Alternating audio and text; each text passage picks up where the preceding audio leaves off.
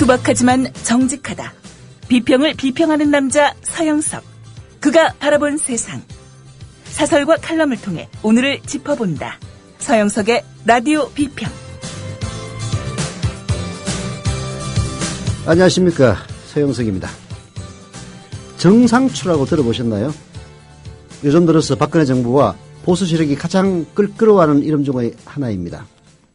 정식 명칭은 정의와 상식을 추구하는 시민 네트워크, 줄여서 정상추라고 하는데요. 조직을 갖춘 시민단체 아닙니다. 홈페이지도 없습니다. 뜻을 같이 하는 사람들이 함께 참여하는 SNS 네트워크죠. 영어나 독일어, 프랑스어 등 외국어 번역이 가능하거나 SNS 홍보, 언론사 제보, 그래픽, 디자인, 영상 편집 등 재능을 기부하는 사람들이 회원이기도 합니다. 국내외에 한국인이면 누구나 참여할 수가 있죠. 정상추는 한국의 주류 언론들이 외면하는 외신 보도들을 신속하게 번역하여 배포합니다. 현재 영어, 프랑스어, 독일어, 일본어, 중국어 등으로 된 외신 보도를 번역하고 있는데요. 원문을 올려놓은 뒤 한글로 번역하고 여기에 대한 감수도 합니다. 정상추의 기사를 받아 쓰는 매체 이미 30여 곳이 넘습니다. 외국 언론들도 정상추에게 정보 및 자료를 요청하기도 합니다. 정상추, 그래스인지 모르겠는데요. 박근혜 정부에게는 눈의 가시 같은 존재임에 틀림없습니다. 외국 언론의 박근혜에 대한 비판 보도를 가감없이 보여주기 때문입니다. 어쩌면 박근혜 대통령은 아버지 시절의 외신 통제가 그리울지도 모르겠습니다. 박정희는 국내 언론 못지않게 외국 언론도 극심하게 통제를 했습니다. 제가 소개해드린 정상추에 대한 정보는 미디어오늘 김주원 칼럼에서 인용한 겁니다. 김주원 씨, 한국일보 기자로 보도지침을 폭로했던 분이죠. 정상추, 우리 라디오 비평 청취자 여러분들도 주목해 주시기를 부탁을 드립니다. 페이스북에서 정의와 상식을 추구하는 시민 네트워크 검색하시면 나옵니다. 라디오 비평 시작하겠습니다. 함께하고 계신 방송은 정치평론가 서영석 미디어 협동조합 이사가 진행하는 라디오 비평입니다. 신동원 조합원 신청 광고입니다. 고혈압, 동맥 경화 등 윤리와 소금을 많이 먹는 폴란드인의 각종 성인병 극복을 위해서 폴란드 정부가 국책사업으로 지정한 신비의 열매 아로니아. 건강한 변화를 원하신다면 평산네이처 아로니아 진. 이제 대한민국의 건강을 책임집니다. 검색창에 평산네이처를 검색하세요. 문의는 1661-2087, 1661-2087. 지상철 조합원 신청 광고입니다. 강화대교 앞에서 개념 부부가 만드는 개념 곰탕, 연지연 곰탕. 연지연이란 가마솥의 장작불로 온종일 구워내는 곰탕을 서로 나누어 이어지는 인연이란 뜻입니다. 연지연 곰탕이 민주주의를 열망하는 조합원 여러분과 국민의 건강을 책임지겠습니다. 곰탕 포장 판매는 한 팩 800g에 7,000원이며 7팩 이상은 무료 배송으로 드립니다. 연지연 곰탕은 강화대교 입구에 위치해 있습니다. 단체 주문 예약 및 포장 주문 전화번호는 010-7252-1114, 010-7252-1114, 031-989-9968. 조합원 단체 예약은 10% 할인해드립니다.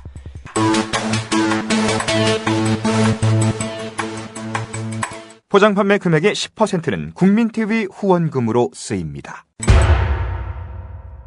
미디어협동조합 국민TV는 오는 4월 1일부터 TV뉴스를 방송하기 위해서 지금 현재 노정면 단장 이하 22명의 방송요원들이 맹렬하게 교육을 받고 있습니다. 지금 라디오 비평을 하는 이 시간에도 실습차 TV 방송 보도 요원이라고 지금 해야 되나요? 여튼 두 분이 와서 열심히 찍고 있습니다. 설 연휴 동안 세뱃돈 받은 젊은이들 특히 그 돈 모아서 5만 원 출자하셔서 미래협동조합 국민TV 조합원이 되기를 부탁드립니다.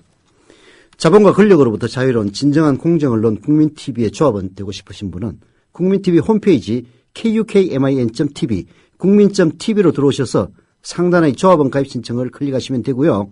인터넷 사용이 불편하신 분들의 경우에는 미디어협동조합 사무국 02-3144-7737 02-3144-0933으로 전화하시면 홍성필 간사와 김재현 간사가 직접 친절하게 가입해 드립니다. 부탁드리겠습니다. 자, 오늘 첫 사설은요. 박근혜 정권의 치부, 탄생의 치부라고 할 수 있는 부정선거, 국정원의 불법 대선 개입을 가리기 위한 박근혜 정권의 그 시도가 마지막 대미를 찍었습니다. 최동욱 검찰총장 찍어내기에 이어서 윤석열 수사팀장 그야말로 물먹이기, 이제 드디어 수사팀들을 대부분 다 지방으로 발령내서 그 대미를 찍었습니다. 한겨레신문이 오늘 사설로 공소유지를 방해하는 국정원 수사팀 분해라고 사설로 비판을 했는데요. 정말 해도 너무합니다. 예. 국가정보원 대선 개입 사건 검찰 특별수사팀이 결국 완전히 공중분해됐다. 법무부가 지난달 28일 평검사 인사를 하면서 수사팀의 단성한 검사를 대구지검으로, 김성훈 검사를 광주지검으로 발령내면서 초기 수사팀 검사 7명 가운데 이제는 오직 1명만 남게 됐다. 최동욱 검찰총장 찍어내기로 시작된 수사팀 무력화 작전이 윤석열 수사팀장에 대한 감찰 조사 및 좌천 인사를 거쳐 이제 수사팀의 해체로 완전히 마침표를 찍은 셈이다. 정말 기가 막힙니다. 네. 물론 국정원의 불법 대선 개입은 박근혜 정권에게는 족쇄와도 같은 거죠. 불법 부정선거로 당선되었다라는 지적에 대해서 아무 할 말이 없기 때문입니다. 물론 박근혜 정권에게도 기회는 있었죠. 뭐 꼬리 잘라내기라는 비판을 받을 수도 있었겠습니다마는 애초에 원세훈과 이명박을 분리시켜서 이 부분에 대해서 사과를 하고 국정원을 정치로부터 완전히 손떼게하는 계획을 실현했다면 박근혜 오히려 칭찬받았을 겁니다. 그런데 숨어있는 그 무엇이 두렵길래 결국은 수사팀을 맡은 그 최동욱 검찰총장부터 찍어내기 시작하더니 윤석열 수사팀장 드디어 수사팀 해체까지 이르렀으니 이제 남은 것은 그야말로 이 모든 분노의 불길을 공권력으로 누르든가 아니면 그 재앙을 받고 쫓겨나든가 양자택일만 남아있는 그런 듯한 그런 양상입니다. 국정원 대선 개입 사건은 원세훈 전 국정원장 등 간부들에 대한 공소 유지를 비롯해 아직도 해야 할 일이 산적한 상태다. 게다가 이번에 지방으로 발령난 검사들은 국정원 직원들이 지난 대선 과정에서 트위터 등에 올린 불법 댓글을 분석하는 핵심 업무를 담당해온 것으로 알려졌다. 트위터 등을 활용해 대선에 개입한 혐의를 받고 있는 국정원 직원 20여 명의 신병 처리 문제도 아직 정해지지 않았다. 그럼에도 불구하고 법무부는 검사들이 지방에 재직하면서 재판에는 계속 참여하도록 하겠다 이렇게 얘기하고 있습니다. 그야말로 손바닥으로 하늘을 가리는 이야기입니다. 지방과 서울을 오가면서 재판에 참여할 경우 업무 병행에 따른 집중력 저하 등으로 공소유지에 차질을 빚을 수밖에 없습니다. 게다가 검찰은 원세훈 변호인 쪽의 문제제기에 따라 기소했던 121만 건의 트위터 글에 대해서 일일이 작성자를 소명해야 될 상황에 처했습니다. 이런 작업을 위해서 인원을 더 증원해도 모자랄 판에 직접 수사를 맡았던 검사들을 지방으로 보내고 나면 공소유지 자체가 흐려질 수도 있습니다. 이번 검찰 인사를 두고 법조계에서 법무부의 지능적인 공소유지 방해라는 비판이 나오는 것도 무리가 아닙니다. 돌아보면 이번 특별수사팀처럼 국민에게 깊은 인상을 남긴 검사들도 별로 없었던 듯하다. 상부의 온갖 압력과 방해에도 불구하고 국정원 직원들에 대한 긴급 체포와 압수수색 등을 통해 국정원의 유례없는 국기문란 행위를 밝혀냈다. 검사라면 모름지기 범죄 행위 앞에 분노하고 정의를 실현하려는 사명감에 불다해야 한다는 것을 온몸으로 보여주었다. 나는 사람에 충성하지 않는다는 윤석열 전 수사팀장의 국회 발언은 아직도 많은 국민의 마음속에 감동으로 남아있다. 정말 지금 정권에 충성하는 공안검사들, 윤석열 검사의 이야기에 가슴에 손을 얹고 반성을 해야 됩니다. 나는 사람에 충성하지 않는다. 그 사람, 권력자가 누구냐에 따라서 수사의 방향을 돌리고 진실을 왜곡하고 진실을 가리지 않는다는 얘기입니다. 모름지기 국민의 안전을 책임질 최후의 보루인 검찰, 그 검사로 사회에 기여하고 싶은 마음을 일마리로 갖고 있다면 나는 사람에 충성하지 않는다는 윤석열 검사의 말에 정말 가슴에 손을 얹고 반성해야 되는 일 아닙니까? 제대로 된 정권이라면 검사들의 이런 용기와 의기를 격려하고 힘을 북돋아줬어야 옳다. 그것이 땅에 떨어진 검찰에 대한 국민의 신뢰를 되찾고 검찰 조직을 제대로 살리는 길이기도 하다. 하지만 이 정권은 완전히 반대의 길을 걸었다. 침묵과 굴종, 영합과 눈치 보기가 한국 검찰의 가장 중요한 덕목임을 끊임없이 보여줬다. 이번 검찰 인사는 그 완결판이다. 결국 이명박 정권 때의 검찰 인사 그 판박이가 되고 있습니다. 권력에 충성하면은 그 결과가 어떻든 간에 인사로 보답을 하고 권력에 저항하면은 그야말로 그 이유가 어디에 있든 간에 물먹이기로 일관하는 이명박 검찰 인사 박근혜 정권 들어와서도 1년 만에 재현되고 있는 거죠. 예, 하늘을 무서워하십시오.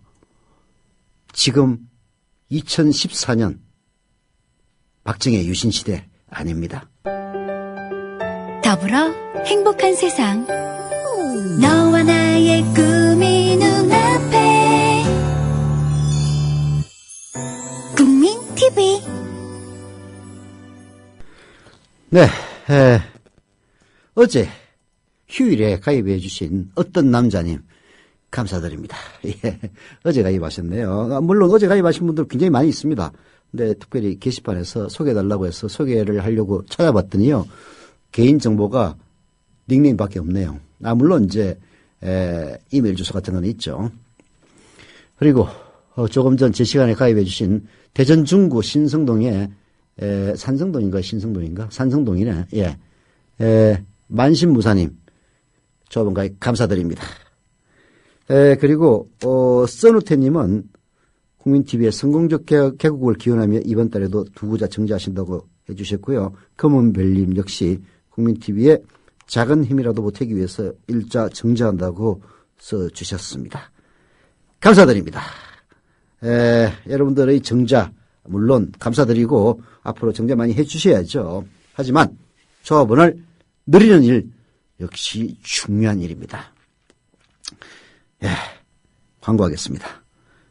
우리라이프 상조 광고입니다. 우리라이프 상조는 지난해 10월 미래협동조합과 제휴를 맺었는데요. 우리라이프 상조가 회원 납입금의 10%를 매달 미래협동조합 국민TV에 후원한다는 내용입니다. 국민TV와 함께하는 업체 우리라이프 상조. 문의는 1600-3267, 1600-3267이고요. 상조 서비스 가입도 하고 매달 미래협동조합의 회비로 후원도 할 수 있다고 합니다. 광고 끝났고요. 자, 오늘 경향신문을 보니까 또 하나의 약속. 삼성전자에 다니다가 백혈병으로 사망한 황유미 씨를 모델로 한 영화라고 하는데요. 이 영화 시사회가 있었던 모양입니다. 그 시사회를 본 분이 영화평 비슷하게 칼럼 하나 기고를 했는데요. 주목하세요. 또 하나의 약속이라는 영화평입니다. 들어보시죠. 곧 개봉할 영화 또 하나의 약속 시사회에 갔다. 영화가 끝나고 실화 주인공들의 활동상이 화면에 지나갈 때, 그리고 이 영화에 투자한 1만 시민들의 이름이 엔딩 크레딧에 오르는 순간 어떤 생각이 머릿속을 스쳐 지나갔다. 영화란 결국 그 형식과 내용의 차이를 떠나 현실에서 우리에게 꼭 필요한 이야기를 할 때 가장 빛난다는 사실. 그리고 한동안 내가 얼마나 영화에 냉소적이었던가를 말이다. 우리는 결국 현재 우리 사회가 요청하는 이야기란 무엇인지, 우리가 목격하고 있는 세계를 어떻게 폭로해야 하는지 등의 질문과 마주하게 된다. 또 하나의 약속은 그 요청에 충실한 영화다. 대개 이런 영화는 실패하기 마련입니다. 형식의 과잉으로 현실과의 긴장감이 사라져 차마 눈뜨고 보기 힘든 심파 혹은 난해한 실현극이 되어 그 영화를 마주해야 하는 대중과 멀어지거나 현실의 엄중함의 극적인 요소가 녹아버린다거나, 네, 그렇게 실패하기 마련입니다. 하지만 또 하나의 약속을 만든 영화 노동자들은 그런 선택을 하지 않았습니다. 영화가 마주한 현실의 풍경을 보다 많은 사람들이 만나기를 원했고, 이 영화는 반드시 대중적이고 재밌어야 한다고 생각했습니다. 그렇다 해서 억지 드라마를 만들어 현실을 왜곡하지도 않았습니다. 오히려 그들이 택한 것은 저 억압자의 괴물적 면모를 어느 정도는 소화 가능한 것으로 조행하는 것이었습니다. 실제로 이 영화가 담고 있는 그대 잡은 진성은 현실의 삼성보다 덜 해면 덜했지 더하지는 않습니다. 무슨 얘기냐? 결국은 재밌게 만들기 위해서 오히려 그 진실보다는 더 약하게 전달했다는 얘기입니다. 예. 영화 재밌어야죠. 영화 배노인이 대성공을 했던 것은 재미가 있었기 때문입니다. 물론 노무현 대통령의 삶, 그중에서도 극히 일부했던 그 삶, 그 자체에 감동이 없는 건 아닙니다만은 송강호의 연기, 그리고 돈을 밝히는 세속적인 변호사가 그야말로 재판을 통해서 하나의 인간임을 각성해 나가는 과정, 이런 것들이 결국은 만인의 심금을 울렸기 때문에 천만 돌파한 거 아닙니까? 또 하나의 약속도 그런 면에서는 이 시사회를 본 이거를 쓴 사회진보연대의 활동가인 홍명교 씨는 잘 만들어졌다고 얘기를 하고 있는 겁니다. 삼성은 처음부터 삼성전자 반도체 공장에서 일하다 죽어간 노동자들의 목숨에 대해 자신의 책임을 회피해왔다. 영화는 여전히 진행 중인 현실의 그 전쟁에 대해 다루며 지금 우리의 위치를 묻는다. 그런데 이는 비단 반도체 공장에서 일하다 죽어간 노동자들의 문제에 국한되지 않는다. 최근 파업을 이어가고 있는 삼성전자 AS 기사들은 지난해 2명의 동료를 잃었다. 한 명은 전태일을 언급하며 삼성에서 민주노조를 반드시 지키자는 간절한 메시지를 남기고 떠난 최종범 열사. 다른 한 명은 칠곡센터에서 일했던 고 임현우 씨다. 그는 지난해 9월 어느 날 지친 몸으로 출근을 준비하다 갑자기 귀와 눈, 입에서 피를 쏟으며 쓰러졌다. 과로로 인한 뇌졸중으로 세상을 떠난 것이다. 몸이 피곤하니 병가를 내고 싶다는 간절한 요청을 회사는 험한 말과 함께 뿌리쳤습니다. 여름 내내 쉬지도 못하고 일해온 그에게 삼성에 돌려준 것은 휴식이 아니었습니다. 오히려 칠곡센터 협력사 사장은 고인의 유족에게 노조의 장례 절차를 위임하지 말고 나와 합의하면 근제보험 1억 5천만 원을 주겠다라고 약속했다가 이마저도 번복했다고 합니다. 영화 속 윤미의 가족들도 진성전자에서 온 인사 담당자로부터 끈질긴 회유와 협박을 받습니다. 미행과 협박, 불리해질 때는 액수를 천문학적으로 늘리며 회유하기도 합니다. 삼성전자 AS 기사들은 노동조합 초기 표적감사와 해고 협박에 시달리며 싸워야 했고 지금도 무책임하게 교섭을 회피하고 있는 삼성과 경청에 맞서서 사람답게 살고 싶다고 외치면서 싸우고 있습니다. TV 광고는 바뀌어도 삼성은 여전히 편한 게 없습니다. 영화 속 주인공 강원도의 평범한 택시 운전사인 아버지 상구는 딸 잃은 슬픔을 딛고 스스로에게 다짐한다. 그리고 사적인 사건을 모두의 문제, 앞으로도 그런 일을 당할지 모를 미래 노동자들의 싸움으로 만들어 나간다. 그러나 스크린 바깥으로 나오자마자 초인류 자본이 지배하는 한국 사회의 냉엄한 현실을 다시 보게 된다. 개봉관을 확보하는 것 자체가 전쟁인 지금의 상황이 이 영화가 마주한 또 하나의 벽이다. 이 벽을 뛰어넘기 위해서는 우리 스스로 다시 기적을 만들어내지 않으면 안 된다. 네.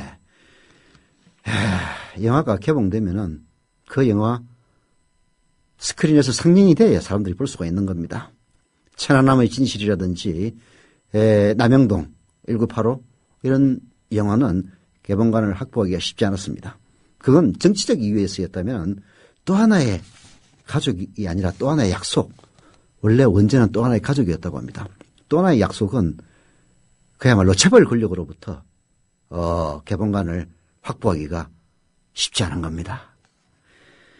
우리 사회에 필요한 건, 진짜로 필요한 건 바로 이 자본의 독재를 극복하고 평범한 사람들의 민주주의를 지키기 위해 싸우는 것, 더 이상 삶을 이윤노름에 내주지 않는 거라고 홍명교 사회진보연대 활동가는 역설하고 있습니다.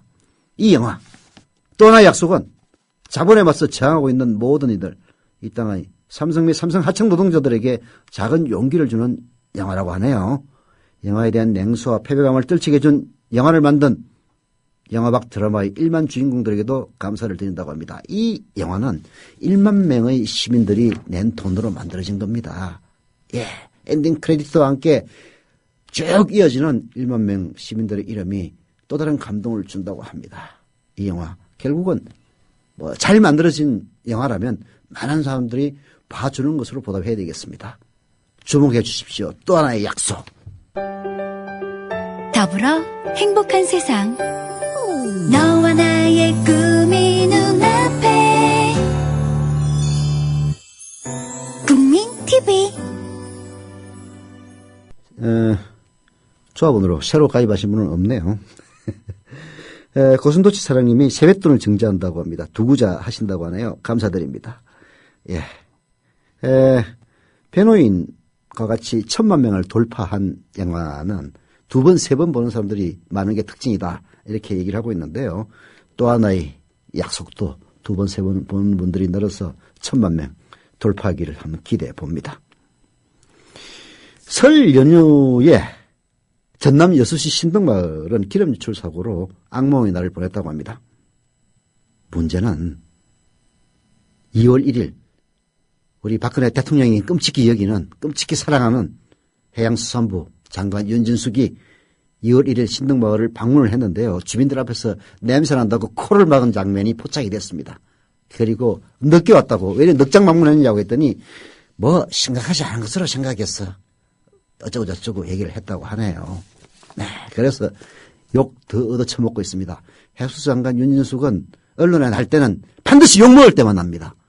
이런 인간을 장관으로 굳이 반대를 무릅쓰고 장관으로 임명한 박근혜 씨도 정말 그야말로 이해가 불가능하지만은 윤진숙 역시 이해 불가능한 장관이 아닐 수가 없습니다. 해서 한겨레신문에 오늘 이동걸 동국대 경영대 초빙 교수가 공무원부터 민영화하라라고 질타를 하고 나섰습니다.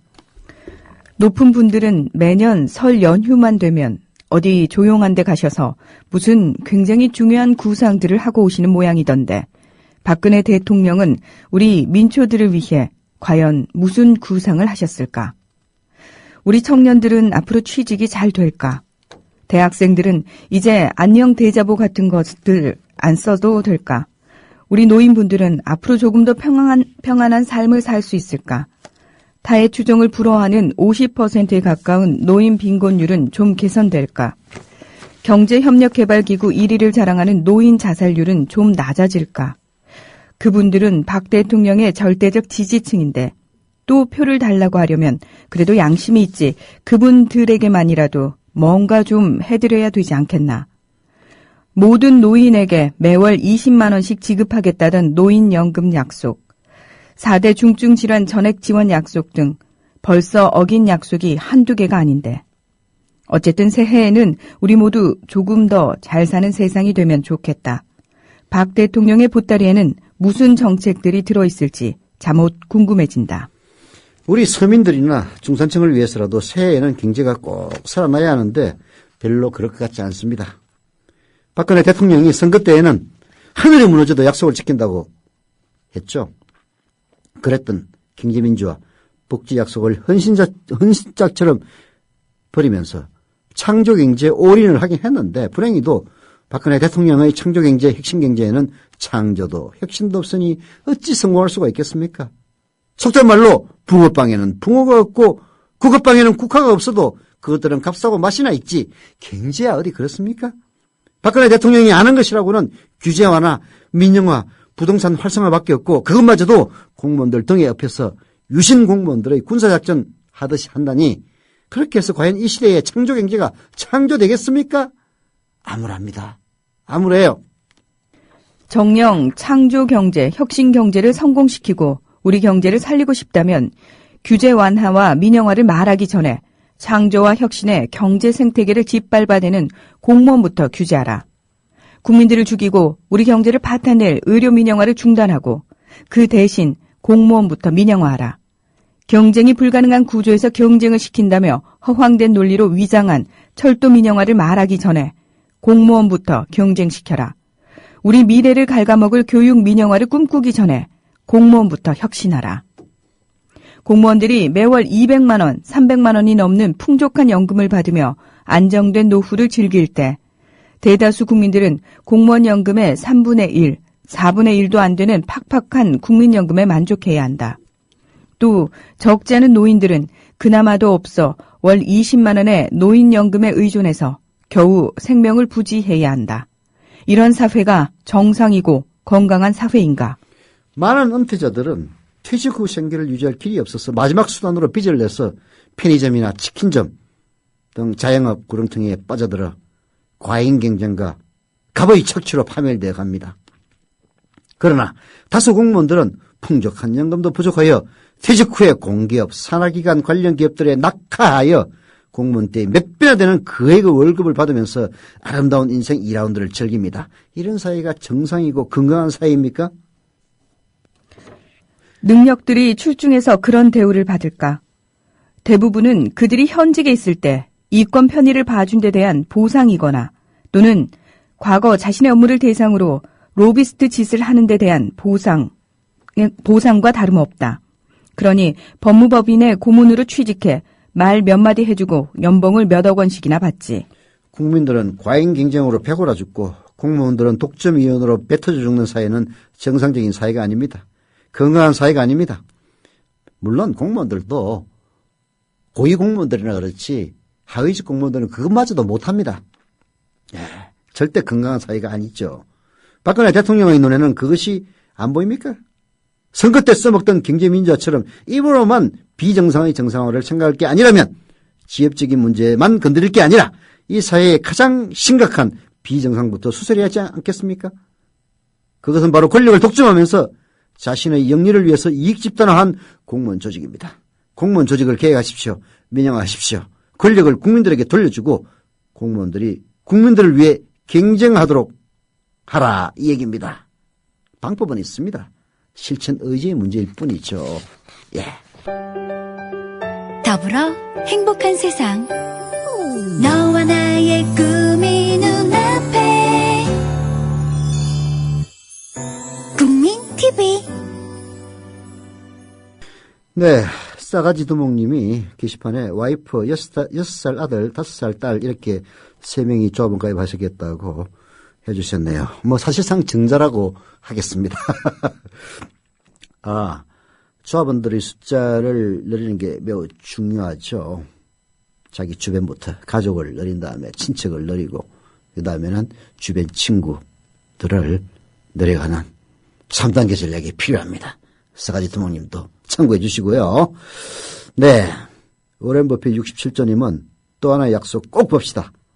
가까운 극장의 상영을 강력 요청합시다. 네이버 다음 검색이라도 꼭 합시다. 이렇게 써주셨는데요. 예, 영화 일단 보시고 재미있으면은 많이 할 수밖에 없는데 권력보다 더 무서운 게 재벌 권력이라고 했나요? 예, 정말 지켜봐야 될 일 같습니다. 우리가 평범한 시민들의 연대가 과연 그런 재벌 권력을 이길 수 있을 것인지 지켜보시죠. 자, 마지막으로 소개해드릴 칼럼은요. 한겨레신문 김영배 경제부장의 칼럼 신용카드 제국의 신민과 시민입니다. 신용카드 제국에 살고 있죠. 예, 들어보시죠.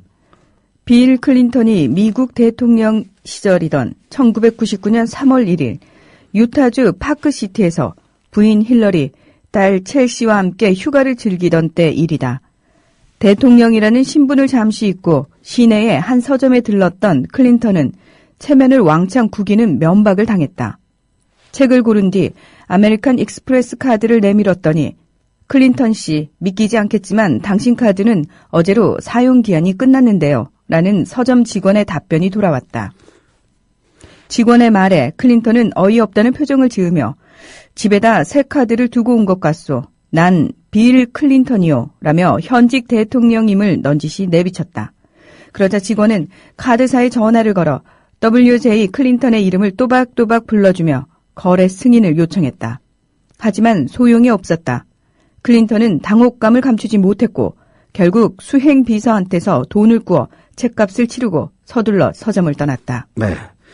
미국 사회에 신용카드 중독증을 해부한 책 신용카드 제국에 소개된 클린턴의 일화는 텍사스주 일간지 휴스턴 크로니클에 게재된 기사의 바탕을 두고 있었으니 실화일 겁니다.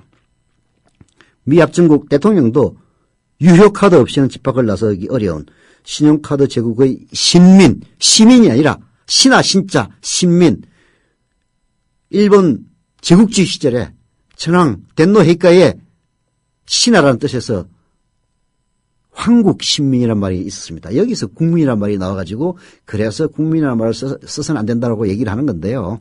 뭐 황국 신민이 아니라 나라 국자 백성 민자 해가지고 국민이라는 뜻도 있으니까 요즘 같이 쓰고는 있습니다. 여하튼 빌 클린턴마저도 신용카드 제국의 신민일 뿐, 그 신민일 뿐이라는 신용카드의 일상성 오늘날 우리에겐 더 심해져 있습니다. 아침 출근길 집을 나설 때 휴대전화와 함께 신용카드는 빠뜨려선 안 될 필수 소지품이다. 지하철을 30분가량 타고 걷기엔 늦겠다 싶어 버스로 갈아탈 때 현금 대신 카드를 내밀기 시작한 건 언제인지 가늠도 못할 정도로 가물가물하다. 10,000원 아래 택시 요금이나 음식값을 지불할 때 카드를 내더라도 민망하지 않게 된 것도 오래전이다. 주말에 가족들과 함께 외식을 한 뒤 현금을 꺼내는 일은 상상 밖의 일이 돼버렸다. 아내와 같이 본 영화 관람료, 설 연휴에 시골 어머니 집을 오간 열차 운임, 식사 뒤 마신 커피값도 카드 없이는 지불 불가능한 것으로 여겨진다. 일상의 경제활동 무엇을 떠올려 봐도 카드와 얽히지 않은 게 없어 보인다. 네. 특히 월급쟁이들의 경우는 더 그렇습니다. 월급쟁이 시절 저도 항상 신용카드로 모든 것을 해결했죠. 그리고 신용카드는 그 형식이 이 체크카드와는 달리 미리 땡겨서 쓰는 겁니다. 그리고 월급날 그 땡겨 쓴 돈을 갚는 형식이 있죠. 그래서 쓴 돈이 갚을 돈보다 더 많을 때는 신용카드가 정지되기도 합니다. 빌려서 메꿀 수밖에 없죠. 신용카드가 정지되면 아무것도 할 수가 없어요. 월급쟁이들. 그야말로 신용카드로 그 사람의 삶의 행적들이 다 드러납니다. 예. 신용카드 3사의 고객정보 유출 사건에서 비롯된 충격의 강도가 컸던 것은 이런 일상성과 깊은 연관성을 띄었을성 싶다. 1억 400만 건이라는 이전의 정보 유출 사고와는 질적으로 다른 피해의 광범위는 어느 누구도 피해의 예외일 수 없음을 여실히 보여줬다. 그럼에도 신용카드와 이별하고는 살 수 없게 된 처지에선 공포와 찝찝함을 느끼는 것 외에 별달리 마땅한 대응을 할 수 없다. 말썽을 일으킨 문제의 카드사 홈페이지에서 정보 유출 사실을 확인하고도 현행 그대로 또는 부지런을 떨어 재발급을 받더라도 신용카드는 또다시 생활의 필수품으로 쓸 수밖에 없는 게 현실이다. 카드 정보의 대량 유출을 계기로 신용카드 제국의 속살이 드러나면서 새삼 다시 확인하게 되는 것은 금융 분야에서 최소 수준의 공공성마저 바닥에 떨어져 있다는 입에 쓴 현실입니다. 제국의 먹이사슬 피라미드에서 바닥을 차지하고 있는 대출 모집인들은 수익만을 맹렬하게 줬는 금융회사의 식욕을 채우는 도구로 전락해 영업수단, 즉 금융정보의 불법 여부를 가릴 여유를 갖지 못합니다. 무슨 얘기냐? 그 금융정보 유출 이후에 아마 이런저런 문자 엄청나게 많이 왔을 겁니다. 주로 대출에 가라는 그야말로 사설은 아니죠.